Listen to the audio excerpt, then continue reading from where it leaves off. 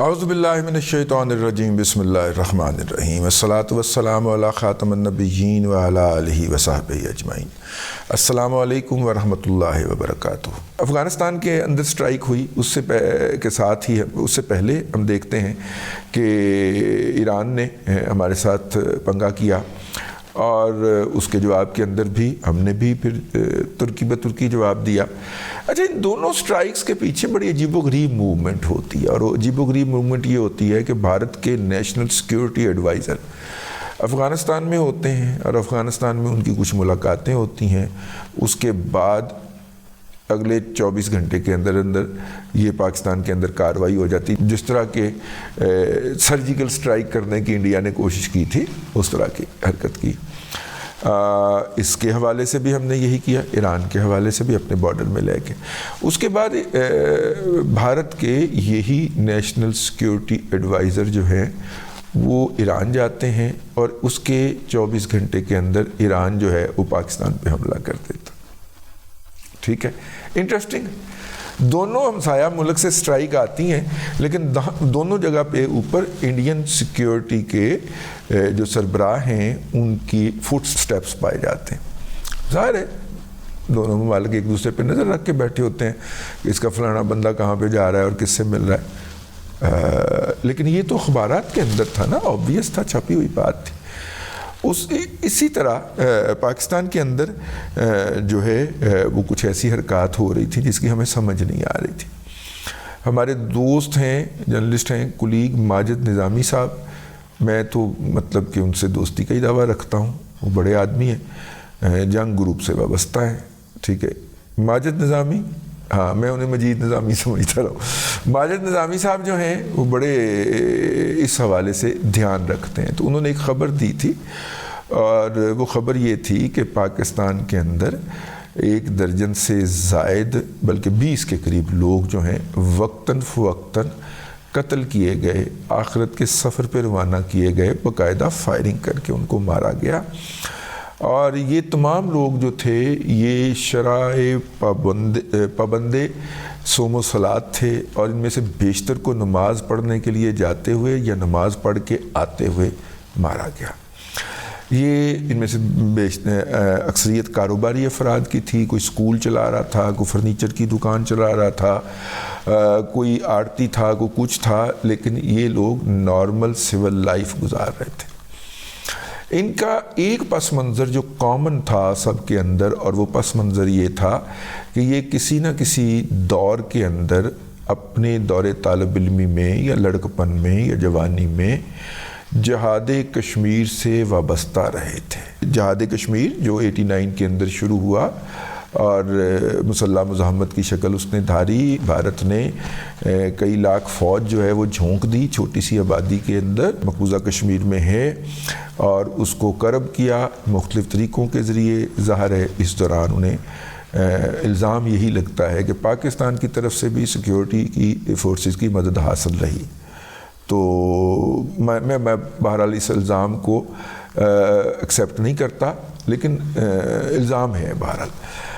اچھا، یہ خبر جو ہے یہ ماجد نظامی صاحب دے کے فارغ ہو گئے۔ اب یہ خبر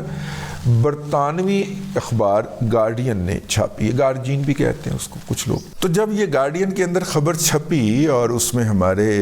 ماجد نظامی صاحب کو بھی کوٹ کیا گیا۔ اچھا، ماجد صاحب کی گنتی جو تھی وہ 12-13 تک تھی، اور ماجد صاحب جب یہ گنتی کر رہے تھے کہ یار ان کا پس منظر جو ہے وہ کشمیر سے جڑتا ہے، اور بڑے مسٹیریس کنڈیشن کے اندر یہ لوگ جو ہیں یہ شہید کیے جا رہے ہیں، اور ان کو مارے جانے والے جو ملزم پکڑے جاتے وہ وہی تھے جو کہ ہر شہر کے اندر کرائے کے قاتل دستیاب ہوتے ہیں، 5-10 ہزار 20 ہزار لے کے بندہ مار دیتے ہیں، تو وہی ہوتے تھے وہ۔ جب بھی جہاں پہ بھی 2-3 کیسز کے اندر پکڑے بھی گئے، تو پھر جب ان کو ٹریک کرتے ہوئے ہماری ایجنسیاں پہنچیں تو وہ کنیکٹڈ تھے دبئی میں کسی کے ساتھ۔ یہ اپنے حافظ سعید صاحب کی سابقہ رہائش گاہ جو ہے اس کے اوپر جو حملہ ہوا، وہ تو خیر جیل میں ہے نا،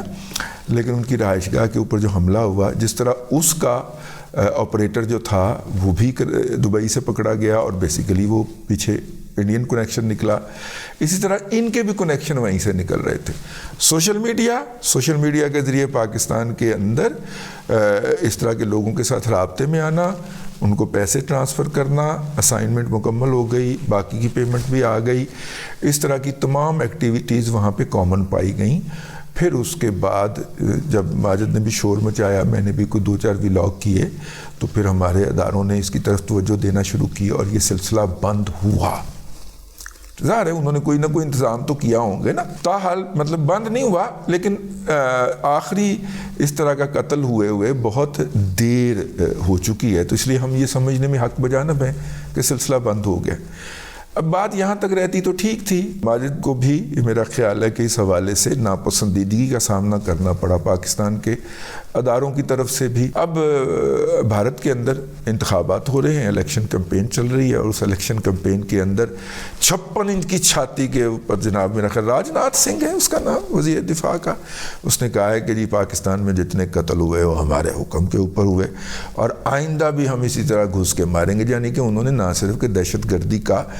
اعتراف کیا، بلکہ کہا کہ آئندہ بھی وہ یہ دہشت گردی کسی کے ملک کے اندر گھس کے اس کے لوگوں کو ٹارگٹ کر کے قتل کرنا جو ہے یہ عمل ہم جاری رکھیں گے۔ پاکستان کے میڈیا کو تو خیر قیدی نمبر 804 اور اس سے فرصت ہی نہیں ہے، اگر وہ اس سے فرصت ہوگی تو کوئی اور ایشو ڈسکس کرے گا، لیکن بھارتی میڈیا کے اندر اس کے اوپر 2 طرح کی باتیں ہو رہی ہیں۔ ایک تو Modi media, Godi media, Modi financed media, جس کو وہاں کی کارپوریٹ ورلڈ سے اشتہار چاہیے، اور کارپوریٹ ورلڈ کا جی آنکھ کا تارا جو ہے وہ نریندر سنگھ مودی ہے، تو لہذا ایک وہ میڈیا ہے، اور دوسرا جو ہے وہ اس کا مخالف میڈیا ہے۔ یہ والا میڈیا جو ہے مودی میڈیا، گودی میڈیا، انہوں نے کہا دیکھا پھر کیسا دیا، دیکھا پھر کیسا گھس کے مارا، انہوں نے تو اس بات کے اوپر نعرے لگا رہے ہیں، اور جناب وہ اس کے اوپر ووٹ لینے کی کوشش کر رہے ہیں۔ جبکہ دوسرا میڈیا ہے وہ کہتا ہے کہ دیکھیے اگر آپ یہ حرکت کریں گے تو پھر آپ کو ان کو کس منہ سے کہہ سکیں گے کہ جی آپ مقبوضہ کشمیر کے اندر مداخلت کرتے ہیں، یا وہاں پہ گھس بیٹھیے بھیجتے ہیں، یا وہاں پہ فریڈم فائٹر بھیجتے ہیں ٹرین کر کے، تو آپ کس منہ سے ان کے ساتھ بات کر سکتے ہیں؟ تو اس وقت بھارتی میڈیا کے اندر اس حوالے سے بحث چھڑی ہوئی ہے اور پروپیگنڈا ہو رہا ہے اپنے فل تھروٹل کے اوپر۔ دیکھیے کر تو وہ اس دفعہ کچھ نہیں سکے، نہ سرجیکل آپریشن کر سکے، سرجیکل سٹرائک کر سکے، نہ کچھ اور کر سکے۔ وہ پرانے کیے ہوئے اپنے کارنامے یا داستانیں ہیں، وہ سنا کے بھارت کے اندر موجود انتہا پرسنٹ ووٹر کو اپنی طرف لیور کرنے کی کوشش کر رہے ہیں۔ تو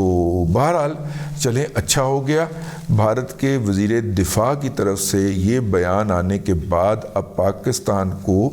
ایک آدھ ڈوسیئر تو بھیجنا بنتا ہے نا، بھارت کو بھی اور اقوام متحدہ کو بھی۔ دیکھیے پاکستان کا دفتر خارجہ اس پہ کیا کرتا ہے، اسٹیٹمنٹ تو جاری کر دی ہے بلوچ صاحبہ نے،